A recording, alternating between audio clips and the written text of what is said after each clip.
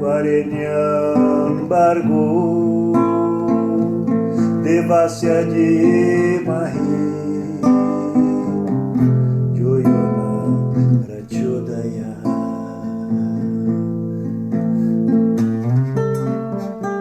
Muito bem, sejam bem-vindos ao nosso podcast com a leitura do Bhagavad Gita como ele é escrito, traduzido e comentado por Sua Divina Graça Bhaktivedanta Swami Prabhupada. Antes de começar a leitura do livro em si, eu queria falar um pouco sobre o livro do qual nós vamos extrair essa leitura, porque existem muitas versões do Bhagavad Gita. Então esta versão que nós estamos lendo como eu disse, o Bhagavad Gita como ele é a primeira edição em português. Esse livro é de 1976, sem as correções posteriores que foram feitas. Então é o livro original, traduzido e comentado por Prabhupada. Você está ouvindo aqui Satyaraja Dasanudasaha. E vamos ler aqui o prólogo da edição em inglês. Dos textos religiosos védicos, o Bhagavad Gita é o mais conhecido e o mais frequentemente traduzido. Por que atrairia tanto ao pensamento ocidental é uma pergunta interessante. Ele tem drama, pois seu ambiente é um cenário de dois grandes exércitos, com suas bandeiras hasteadas, alinhados e opostos uns aos outros no campo, preparados para combater. Tem ambiguidade, e o fato de que Arjuna e seu quadrigário Krishna mantém o seu diálogo entre os dois exércitos sugere a indecisão de Arjuna sobre a questão básica: deveria ele lutar contra e matar seus amigos e parentes? Tem mistério, visto que Krishna mostra sua forma cósmica a Arjuna. Traz uma perspectiva apropriadamente complexa dos caminhos da vida religiosa e trata dos caminhos do conhecimento, do trabalho, da disciplina e da fé e de seus interrelacionamentos. Problemas que têm inquietado os adeptos de outras religiões em outras épocas e lugares.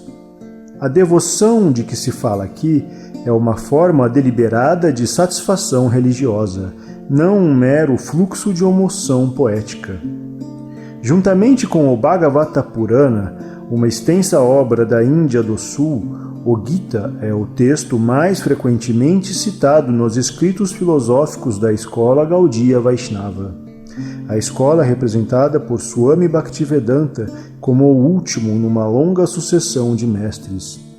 Pode-se dizer que esta escola do Vaishnavismo foi fundada ou revivida por Sri Krishna Chaitanya Mahaprabhu, que viveu entre os anos de 1486 e 1533 na Bengala, e é atualmente o mais forte poder religioso e o único na parte oriental do subcontinente indiano.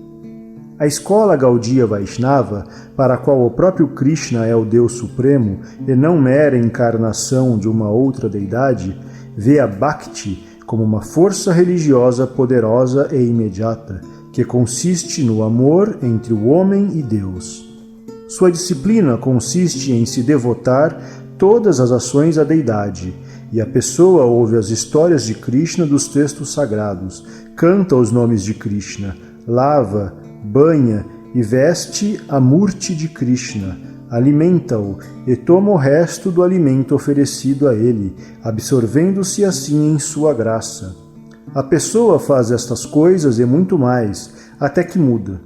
O devoto transformou-se em um íntimo de Krishna e vê o Senhor face a face. Swami Bhaktivedanta comenta o Gita a partir desse ponto de vista, e isso é válido. Mais que isso, nesta tradução, o leitor ocidental tem a oportunidade única de ver como um devoto de Krishna interpreta seus próprios textos. É a própria tradição exegética védica, merecidamente famosa em ação. Então, de muitos pontos de vista, este livro é uma adição bem-vinda. Pode servir como um valioso livro didático para o estudante universitário. Permite-nos ouvir o intérprete experimentado explicar um texto que tem um significado religioso profundo. Nos dá uma compreensão clara e profunda das ideias altamente convincentes e originais da escola Gaudiya Vaishnava. Por proporcionar o sânscrito tanto em Devanagari quanto na transliteração, oferece ao especialista em sânscrito a oportunidade de reinterpretar ou debater significados especiais em sânscrito. Embora eu ache que haverá pouca discordância sobre a qualidade da erudição em sânscrito do Swami. E por último, para o não especialista, traz o inglês legível e uma atitude devocional que não pode deixar de comover o leitor suscetível. E há as pinturas que, ainda que pareça inacreditável para aqueles que são familiares com a arte religiosa indiana contemporânea, foram feitas por devotos americanos. Swami Bhaktivedanta vem, assim, beneficiar o acadêmico, o estudante do Vaishnavismo Gaudiya e o número crescente de leitores ocidentais interessados no pensamento clássico védico. Por ter nos trazido uma nova e viva interpretação de um texto já conhecido de muitos, ele está expandindo nossa compreensão e argumentos para a compreensão, nesses dias de alienação, não necessitam ser feitos. Professor Edward C. Mock Jr., do Departamento de Línguas e Civilização da Ásia do Sul da Universidade de Chicago. Agora, o prefácio de Bhaktivedanta Swami Prabhupada, escrito em 1971. Originalmente, escrevi o Bhagavad Gita como ele é, na forma que está sendo apresentada agora. Quando este livro foi publicado pela primeira vez, o manuscrito original foi, infortunadamente, reduzido a menos de 400 páginas, sem ilustrações e sem explicações da maioria dos versos originais do Srimad Bhagavad Gita. Em todos os meus outros livros, o Srimad Bhagavatam, o Sri Upanishad, etc., o sistema é que eu dou o verso original, sua transliteração em inglês, equivalente palavra por palavra do sânscrito, traduções e significados. Isto torna o livro bem autêntico e erudito e torna o significado evidente em si mesmo. Por isso não fiquei muito feliz quando tive que diminuir meu manuscrito original. Porém, mais tarde, quando a procura do Bhagavad Gita como ele é aumentou consideravelmente, muitos acadêmicos e devotos pediram-me que apresentasse o livro em sua forma original. E os senhores Macmillan Company concordaram em publicar a edição completa. Assim, esta presente tentativa é para oferecer o manuscrito original deste grande livro de conhecimento com explicação completa do Parampara, a fim de estabelecer o movimento para a consciência de Krishna mais solidamente e de um modo mais progressivo. Nosso movimento para a consciência de Krishna é genuíno, historicamente autorizado, natural e transcendental, por se basear no Bhagavad Gita como ele é. Gradualmente, está se tornando o movimento mais popular do mundo inteiro, especialmente entre os jovens. Também para a geração mais velha, cada vez se torna mais e mais interessante. Senhores de idade estão se interessando, tanto que os pais e avós de meus discípulos estão nos encorajando, tornando-se membros vitalícios de nossa grande sociedade, a Sociedade Internacional para a Consciência de Krishna. Em Los Angeles, muitos pais e mães costumavam vir me ver, para expressar seus sentimentos de gratidão por eu estar dirigindo o movimento para a consciência de Krishna em todas as partes do mundo. Alguns deles disseram que é uma grande fortuna para os americanos que eu tenha iniciado o movimento para a consciência de Krishna na América. Mas, na realidade, o pai original deste movimento é o próprio Sr. Krishna, uma vez que foi iniciado há muito tempo atrás, mas vem vindo até a sociedade humana pela sucessão discipular. Se tenho algum crédito em relação a isto, ele não pertence a mim pessoalmente, mas compete a meu mestre espiritual eterno, sua divina graça, Om Vishnupada Paramahansa Parivrajacacharya 108 Shri Srimad Bhaktisiddhanta Sarasvati Goswami Maharaja Prabhupada. Se tenho pessoalmente algum crédito neste assunto, é somente o de ter tentado apresentar o Bhagavad Gita como ele é, sem adulteração.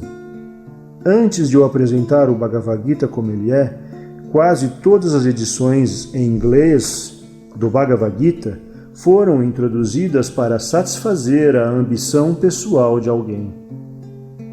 Mas nosso intuito ao apresentar o Bhagavad Gita como ele é de apresentar a missão da Suprema Personalidade de Deus Krishna. Nosso interesse é apresentar a vontade de Krishna, não a de qualquer especulador mundano como os políticos, filósofos ou cientistas, pois eles têm muito pouco conhecimento de Krishna, apesar de todo o seu outro conhecimento.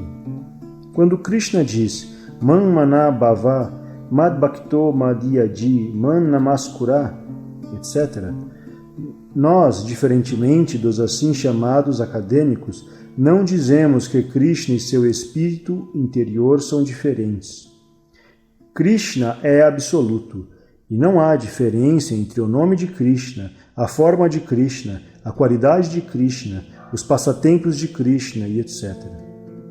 Esta posição absoluta de Krishna é difícil de se compreender para qualquer pessoa que não seja um devoto de Krishna no sistema Parampara, que é a sucessão discipular.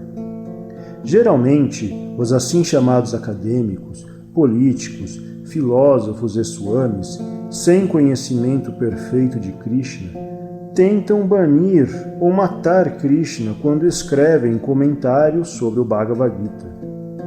Tais comentários não autorizados sobre o Bhagavad Gita são conhecidos como Mayavadi Bhasya, e o Senhor Chaitanya nos advertiu sobre estes homens não autorizados. O Senhor Chaitanya diz claramente que qualquer pessoa que tentar compreender o Bhagavad Gita do ponto de vista Mayavadi cometerá uma grande asneira.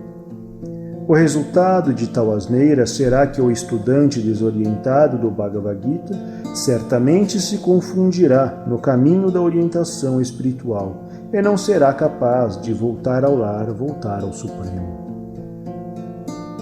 Nosso único propósito é apresentar este Bhagavad Gita como ele é, a fim de guiar o estudante condicionado para o mesmo propósito pelo qual Krishna descende a este planeta, uma vez em um dia de Brahma, ou a cada 8 bilhões e 600 milhões de anos. Este propósito está declarado no Bhagavad Gita e temos que aceitá-lo como ele é. Caso contrário, não há razão para tentar compreender o Bhagavad Gita e seu orador, o Sr. Krishna. O Sr. Krishna falou inicialmente o Bhagavad Gita ao Deus do Sol, algumas centenas de milhões de anos atrás. Aceitamos este fato e desse modo compreendemos o significado histórico do Bhagavad Gita, sem interpretar a autoridade de Krishna de maneira equivocada. Interpretar o Bhagavad Gita sem qualquer referência à vontade de Krishna é a maior das ofensas. Para se salvar desta ofensa, a pessoa tem que compreender o Senhor como a suprema personalidade de Deus, como Arjuna, o primeiro discípulo do Sr. Krishna, o compreendeu diretamente.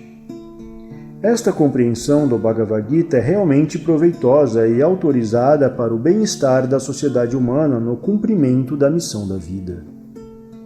O movimento para a consciência de Krishna é essencial na sociedade humana, pois oferece a perfeição mais elevada da vida.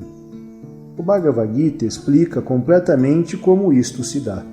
Infelizmente, argumentadores mundanos se aproveitam do Bhagavad Gita para incrementar suas propensidades demoníacas e desencaminhar as pessoas quanto à compreensão correta dos princípios simples da vida.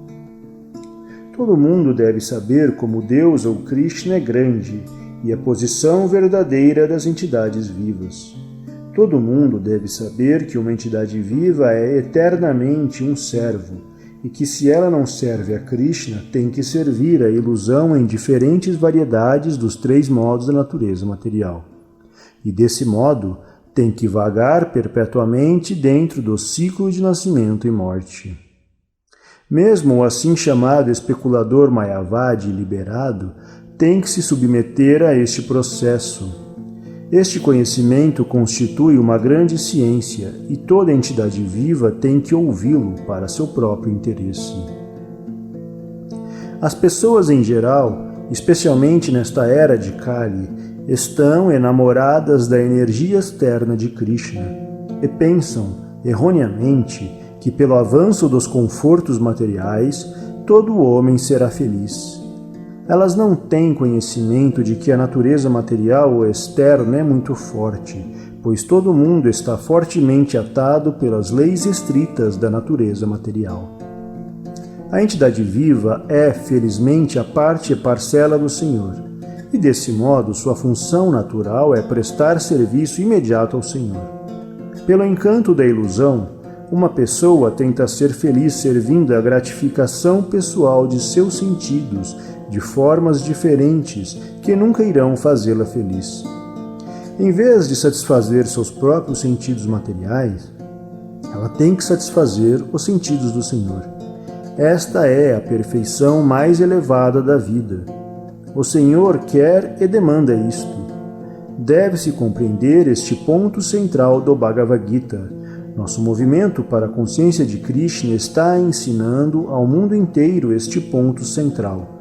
E porque não estamos poluindo o tema do Bhagavad Gita como ele é, qualquer pessoa seriamente interessada em receber benefícios pelo estudo do Bhagavad Gita terá que aceitar a ajuda do movimento para a consciência de Krishna, para obter assim a compreensão prática do Bhagavad Gita sob a guia direta do Senhor.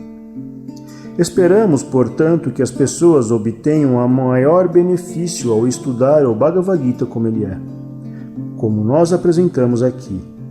Consideraremos nossa tentativa um êxito se mesmo um só homem converter-se num devoto puro do Senhor. Sobre a glória do Bhagavad Gita, damos a seguir algumas das muitas e valiosas apresentações que, através dos tempos, têm sido emitidas por personagens célebres em diferentes épocas e lugares, corroborando o incomparável valor da mensagem eterna do Bhagavad Gita. Diariamente, pela manhã, banho meu intelecto na estupenda e cosmogônica filosofia do Bhagavad Gita, em vista do qual o mundo moderno e sua literatura tornam-se triviais e insignificantes. Henri Thoreau. O Gita é dos mais ricos e esclarecidos compêndios da filosofia perene, jamais compilados. Isto por si só explica seu valor permanente, não somente para o povo da Índia, senão para toda a humanidade. Aldous Huxley. Bhagavad Gita, o livro número 1, é como se nos tivesse falado não um pequeno e acanhado, mas sim um grandioso, sereno e consistente império. A voz de uma antiga inteligência que em outra época e clima ponderou e solucionou estes mesmos problemas que nos afligem. Ralph Waldo Emerson.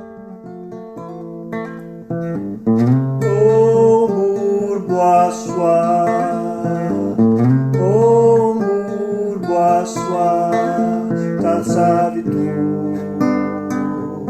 Varenyam Bargo Devasya de Mahi.